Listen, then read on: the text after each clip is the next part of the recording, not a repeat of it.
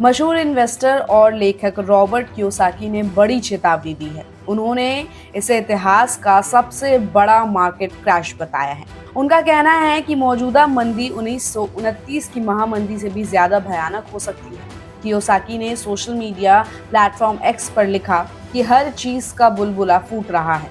उन्होंने आगे कहा कि मुझे डर है कि ये इतिहास का सबसे बड़ा क्रैश हो सकता है। अमेरिकी शेयर बाजार में लगातार गिरावट के बीच उनकी ये चेतावनी आई है। नैस्डैक कंपोजिट सोमवार को 4% से ज्यादा गिरा था, जबकि S&P 500 में लगभग 2.7% की गिरावट दर्ज की गई। फरवरी में अपने सबसे ऊंचे स्तर से S&P 500 में 8.5% की गिरावट आई। S&P 1500 सुपर कंपोजिट इंडेक्स में मिड फरवरी से लगभग $4.9 ट्रिलियन का नुकसान हुआ है, जो इन्वेस्टर्स की बढ़ती चिंता को दिखाता है। कियोसाकी ने जर्मनी, जापान और अमेरिका की इकोनॉमी की ओर इशारा करते हुए कहा कि अयोग्य लीडर्स ने हमें एक जाल में फंसा दिया है, एक बड़े क्रैश में। उन्होंने अपनी किताब रिच डैड्स प्रोफेसी का जिक्र किया, जिसमें उन्होंने पहले ही बाजार में भारी गिरावट की भविष्यवाणी की थी।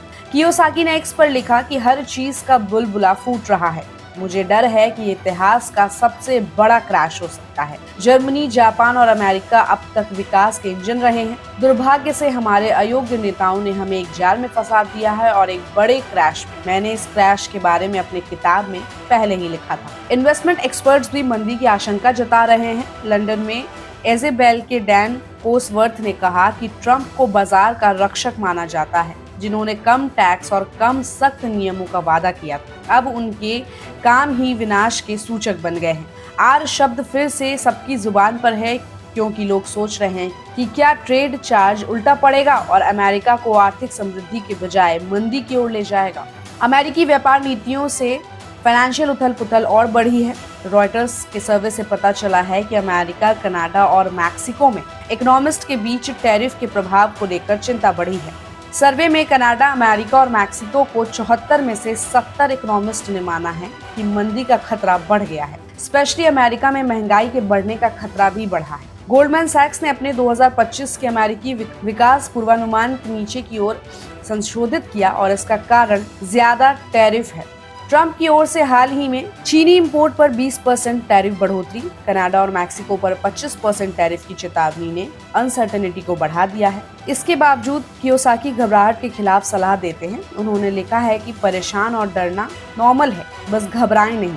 इसके बजाय उन्होंने इन्वेस्टर्स से स्थिर रहने, अपनी आंखें खुली रखने और मुंह बंद रखने और संकट को संभावित निवेश अवसर के रूप में देखने की अपील की है। 2008 के फाइनेंशियल संकट को याद करते हुए कियोसाकी ने कहा कि मैंने इंतजार किया, घबराहट और धूल को जमने दिया और फिर बिक्री पर, भारी छूट पर बड़ी संपत्तियों की तलाश शुरू कर दी।